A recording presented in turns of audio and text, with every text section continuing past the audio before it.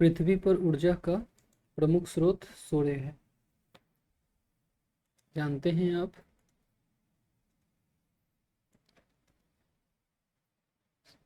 जहां से यानी सूर्य से लघु तरंग के रूप में सौरिक विकिरण लगभग 3 लाख किलोमीटर प्रति सेकंड की दर से पृथ्वी की ओर आता है। लघु तरंग यानी शॉर्ट वेव के रूप में जो सोलर रेडिएशन है, सौरिक विकिरण है, ये लगभग 3 लाख किलोमीटर प्रति सेकंड की दर से पृथ्वी की ओर आता है। लघु तरंग और दीर्घ तरंग दो चीजें आपको देखने को मिलती है।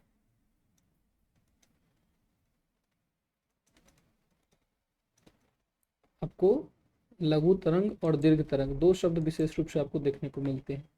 लघु तरंग की शॉर्ट वेव वो तरंग होती है जो ऐसे पिंड से आ रही है जिसके पास वो स्वयं प्रकाश उत्पन्न करने की शक्ति है। दीर्घ तरंग वैसे पिंडों से आती है जिनके पास स्वयं की प्रकाश उत्पन्न करने की शक्ति नहीं होती है, वो दूसरे के जरिए चमकती हैं। जैसे सूर्य के अंदर स्वयं का प्रकाश है, सूर्य एक तारा है, तो उससे आने वाली प्रकाश लघु तरंग होगी। जबकि पृथ्वी के पास स्वयं का प्रकाश नहीं है, वो मिरर की तरह चमकता है, या चंद्रमा मिरर की तरह चमकती है, तो उससे उत्पन्न होने वाली प्रकाश दीर्घ तरंग कहलाती है। तो सूर्य से आने वाली प्रकाश लघु तरंग कहलाती है। और हमारा वायुमंडल लघु तरंगों को तो आने देता है लेकिन दीर्घ तरंगों को रोक देता है। ऐसी चीजें विशेष रूप से ध्यान रखेंगे। तो फिर से देखिए, पृथ्वी पर ऊर्जा का प्रमुख स्रोत सूर्य है, जहां से लघु तरंग के रूप में सौरिक विकिरण लगभग 3 लाख किलोमीटर प्रति सेकंड की दर से पृथ्वी की ओर आता है। सौरिक विकिरण का जो भाग पृथ्वी को प्राप्त होता है उसे सूर्यातप कहते हैं। उसे क्या कहते हैं? सूर्यातप कहते हैं। सूर्यातप पृथ्वी पर तापीय स्थिति और उष्मा के लिए अति आवश्यक है, यह अनिवार्य है। पृथ्वी पर जो भी तापीय स्थिति है, जो भी थर्मल सिचुएशन है या हीट है, उस हीट के लिए ये अनिवार्य होता है सूर्यातप। पृथ्वी पर मानव एवं जीव जंतुओं के जीवन और वनस्पतियों के विकास के लिए आवश्यक तथा उष्मा का मुख्य स्रोत है। क्या? सूर्य से आने वाली उष्मा या तापीय स्थिति। सामान्यतः सौरिक विकिरण का दर स्थिर होता है, यह कांस्टेंट होता है। सौरिक विकिरण की जो दर है ये कांस्टेंट होता है, स्थिर होता है, और यह दर 1.94 ग्राम कैलोरी पर सेंटीमीटर स्क्वायर पर मिनट होता है। इसे सौर स्थिरांक या सोलर स्थिरांक कहा जाता है। कितना होता है? 1.94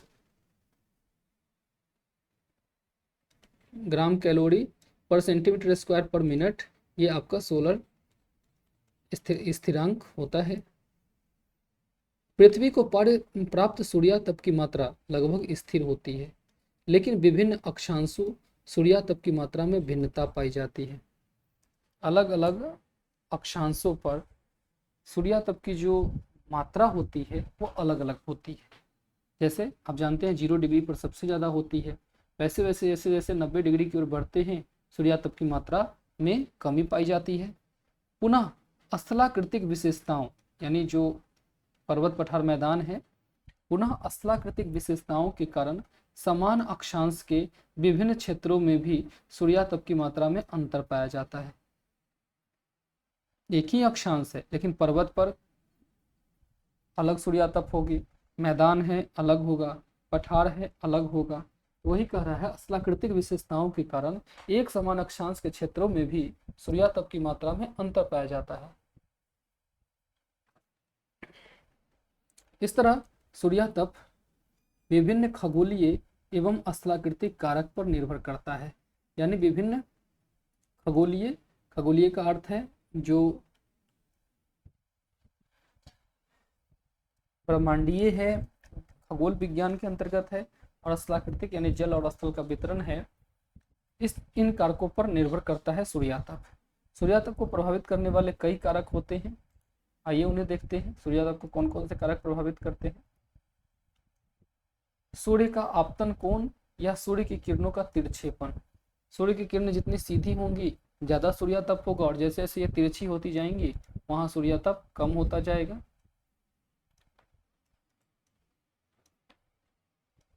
तो सूर्य की किरणों का तिरछेपन।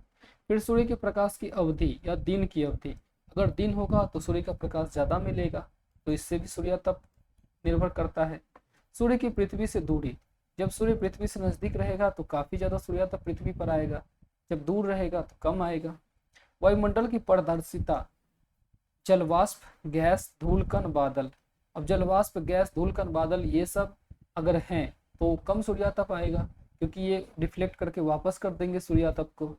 पृथ्वी के वायुमंडल में बादल, जलवाष्प, गैस, धूलकण उपस्थित होने से सूर्यातप का अवशोषण, परावर्तन, प्रकीर्णन से सूर्यातप पृथ्वी पर कम आता है।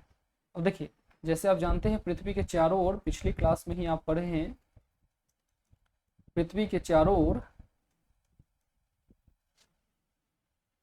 वायुमंडल पाया जाता है। अब अगर सूर्यातप पृथ्वी की ओर आ रहा है और ये वायुमंडल इनके बीच में पड़ेंगे तो सूर्यातप पृथ्वी पर कम हो जाएगा। यहाँ पे कुछ अवशोषित कर लेंगे, कुछ को वापस भेज देंगे, कुछ यहाँ पे सेक्रेट कर स्कैटरिंग कर दिया जाएंगे, यानी ये प्रवर्तित कर दिए जाएंगे, इससे पृथ्वी पर कम आता है। फिर सौरिक विकिरण के उत्सर्जन की दर, अब सोलर रेडिएशन जिस तरीके से आ रहा है उतना ही यहाँ पे आएगा। जैसे सूर्य के धब्बे यदि अधिक होंगे तो सौरिक विकिरण की मात्रा अधिक होंगी। अब ये बातें सूर्य के धब्बे से कैसे सौरिक विकिरण की मात्रा अधिक होंगी, ये सूर्य पड़ने के दरमियान हम लोग देखेंगे। जब सोलर रेडिएशन, जब भी सन स्पॉट होता है तो वहाँ पे सोलर रेडिएशन ज़्यादा होता है, और सोलर रेडिएशन ज़्यादा होने के कारण यहाँ पे आपका सौरिक विकिरण की मात्रा अधिक होती है। फिर स्थलाकृतिक विशेषताएं, अभी हमने बताया है स्थलाकृतिक विशेषताएं क्या होती है। तो स्थलाकृतिक विशेषताओं का मतलब होता है कि किस तरीके से जल, स्थल, महाद्वीप, हिमानी, मृदा, वनस्पति ये सब वहाँ पे उपस्थित हैं, तो इनकी भिन्न भिन्न दरों से भी ऊष्मा का विकिरण व अवशोषण होता है। तो ये सभी कारक जो है ये सूर्यातप के वितरण को प्रभावित करते हैं। अब है ऊष्मा का वितरण या प्रक्रिया, यानी कैसे ऊष्मा संचलित होती है पृथ्वी पर, किस तरीके से ऊष्मा जो है आती है, इसकी बात किया जा रहा है। ऊष्मा का वितरण 3 तरीके से होता है। पहला संचलन क्रिया, इसमें संपर्क से ऊष्मा का स्थानांतरण होता है। जैसे एक छड़ को आप गर्म करते हैं तो उसका दूसरा सिरा भी संपर्क होने के कारण उसमें ऊष्मा का स्थानांतरण होता है, गर्म हो जाता है। दूसरा है संवहन क्रिया, इसमें जल, तरल, गैसों के अणुओं के स्थानांतरण से ऊष्मा का स्थानांतरण होता है। जैसे कि पानी, यहाँ पे पानी एक बाउल में आपने रखा है, इस तरीके से एक बाउल में पानी रखा है। अब नीचे आपने आग जला लिया, नीचे आपने यहाँ पे आग जला लिया, यहाँ आपने नीचे आग जला लिया और इससे लपटें निकल रही हैं, आग से ये लपटें निकल रही हैं। पहले ये गर्म हो रहा है, फिर इसके संपर्क में आने वाले को ये गर्म कर रहा है, फिर इसके संपर्क में ये, इसके संपर्क में ये, इसके संपर्क में ये, इस तरीके से एक के बाद एक संपर्क के कारण ऊष्मा का स्थानांतरण होकर ये पूरा बाउल का पानी गर्म हो जाता है। तो इसको संवहन क्रिया कहा जाता है। तो वायुमंडल भी आपका गर्म 3 तरीके से होता है, पहला संचलन क्रिया, फिर संवहन क्रिया, और तीसरा होता है रेडिएशन प्रोसेस, विकिरण क्रिया। इसमें पृथ्वी पर ऊष्मा का स्थानांतरण की ये सबसे मेन विकिरण क्रिया के जरिए गर्म होती है। इसमें पार्थिव विकिरण से पृथ्वी का निम्न वायुमंडल गर्म हो जाता है। तो अगर आपसे कोई पूछे पृथ्वी पर सबसे ज्यादा गर्मी किससे होती है तो वो है विकिरण क्रिया। विकिरण क्रिया के जरिए पृथ्वी पर सबसे ज्यादा ऊष्मा का स्थानांतरण होता है, पृथ्वी सबसे ज्यादा गर्म होती है। इसको जरा सा और हम लोग डिटेल में देखने की कोशिश करते हैं। देखिए जैसे क्या होता है, ये अर्थ है और अर्थ के आप ये सरफेस पे खड़े हैं, आप ये अर्थ के सरफेस पे हैं। अब अर्थ के चारों ओर आप जानते हैं वायुमंडल पाया जाता है। अब यहाँ से सन की रोशनी जब आती है तो ये शॉर्ट वेव के रूप में होती है, ये रोशनी पृथ्वी पर आ रही है। अब आप जानते हैं सोलर जो सूर्य से आने वाली जो किरणें हैं उनके लिए ये वायुमंडल आने देता है इनको, और ये पृथ्वी पर आकर गर्म होती है। लेकिन पृथ्वी से जो वापस से जो अब रेडिएशन जा रही है, जिसको टेरेस्ट्रियल वेव कहेंगे या दीर्घ वेव कहेंगे, ये जब जाने लगेगी तो वायुमंडल इसके लिए अब अवरोधक का काम करेगा, क्योंकि ये वायुमंडल हमारा केवल शॉर्ट वेव को आने देता है, लघु तरंग को आने देता है, और लॉन्ग वेव को रोक देता है। तो लॉन्ग वेव रुक जाएगी।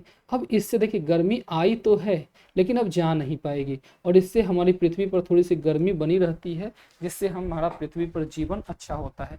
अगर यही नहीं रहने के कारण दिन में तो पृथ्वी बहुत गर्म हो जाएगी, लेकिन रात को अचानक से ठंडी हो जाएगी, लेकिन रात के समय भी ये थोड़ा सा गर्म बना रहता है। इसी बात को कहते हैं विकिरण क्रिया। इसमें पार्थिव विकिरण, जो पृथ्वी से निकलने वाले विकिरण है, इसको पार्थिव विकिरण कहते हैं। इसके प्रभाव से पृथ्वी का निम्न वायुमंडल थोड़ा गर्म हो जाता है। तो ये 3 चीज प्रोसेस है, एक संचलन है, संवहन है और विकिरण क्रिया है, जिसमें सर्वाधिक योगदान विकिरण क्रिया का होता है। अब है ऊष्मा बजट। काफी आसान है ये ऊष्मा बजट। ऊष्मा बजट का सिंपल मीनिंग है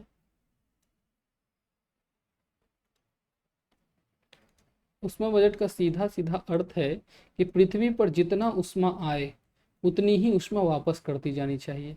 इसी बात को ऊष्मा बजट कहा जाता है। आइए इसे देखते हैं। पृथ्वी पर ऊर्जा का प्रमुख स्रोत सूर्य है। अच्छी बात है। सूर्य से लघु तरंग के रूप में सौरिक विकिरण पृथ्वी तल पर लगभग 3 लाख किलोमीटर प्रति सेकंड की दर से आती है। बिल्कुल बात कर चुके हैं।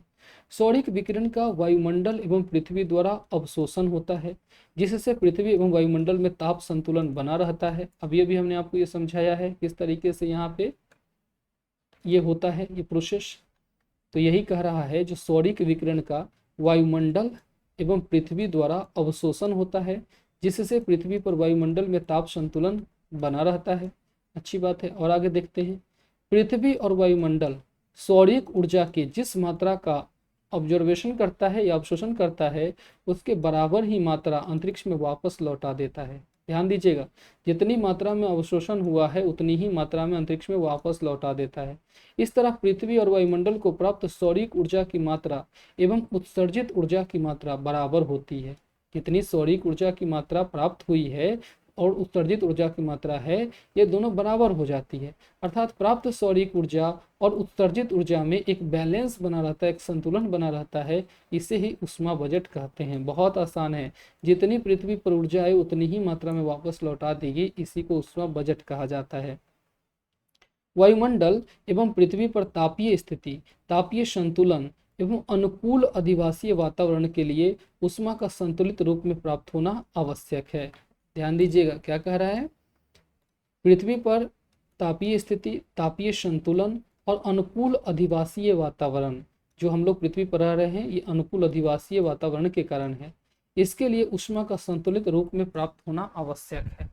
थोड़ा भी ज़्यादा होगा पृथ्वी पर तापमान बढ़ जाएगी, सारे जीव जंतु खत्म हो जाएंगे। कम होगा तब भी जीव जंतु खत्म हो जाएंगे। तो इसका एक बैलेंस होना आवश्यक है। इसी संदर्भ में विभिन्न जलवायु वेत्ताओं द्वारा ऊष्मा बजट के मध्य अवशोषित एवं उत्सर्जित ऊर्जा की मात्रा अत्यंत जटिल प्रक्रियाओं से निर्धारित होती है। अतः ऊष्मा बजट का निर्धारण पूर्णतः अनुमान पर आधारित है। इसी कारण विभिन्न जलवायु वेत्ताओं के ऊष्मा बजट में भिन्नता पाई जाती है। हालांकि सारे लोगों का यह समान रूप से स्वीकार किया गया है कि पृथ्वी पर सूर्य से प्राप्त ऊर्जा व उत्सर्जित ऊर्जा में पूर्णतः संतुलन पाया जाता है और पृथ्वी सौर ऊर्जा का 51% प्राप्त करता है और विभिन्न प्रक्रियाओं से 51% ऊर्जा ही उत्सर्जित करता है। ध्यान दीजिए क्या कहा जा रहा है। क्योंकि अवशोषित और उत्सर्जित ऊर्जा की जो मात्रा है ये पूर्णतः अनुमान आधारित है। इसीलिए जलवायु वेत्ता अलग अलग भिन्नता है। कुछ का कहना है जो इतना आता है इतना वापस जाता है, वो सब में अलग अलग है। लेकिन सब इस बात को समान रूप से स्वीकार कर रहे हैं कि जितना आता है पृथ्वी पर ऊर्जा उतनी ही ऊर्जा वापस कर दी जाती है। इसीलिए बैलेंस बना रहता है। इसी को हीट बजट कहते हैं, ऊर्जा बजट कहते हैं। देखिए पृथ्वी पर सौर ऊर्जा का 51% प्राप्त करता है और 51% ऊर्जा ही उत्सर्जित कर देता है। यानी सूर्य का एक पृथ्वी पर 51% भाग आता है और यही 51% पृथ्वी वापस कर देती है। इसी तरीके से पृथ्वी का वायुमंडल लगभग 49% ऊर्जा प्राप्त करता है। जो पृथ्वी के चारों ओर का वायुमंडल है ये 49% ऊर्जा प्राप्त करता है और 49% ही उत्सर्जित कर देता है। इस प्रकार पृथ्वी एवं वायुमंडल को ऊष्मा की प्राप्ति भी होती रहती है और ताप संतुलन बना रहता है। ध्यान दीजिएगा, पृथ्वी को 51 यूनिट ऊर्जा मिली और 51 यूनिट वापस कर दिया। इसके चारों ओर के वायुमंडल को 49 यूनिट ऊर्जा मिली और 49 यूनिट ही वापस कर देता है। इसी को हीट बजट कहते हैं। सूर्य से उत्सर्जित ऊर्जा का 35% भाग शून्य में वापस लौटा दिया जाता है।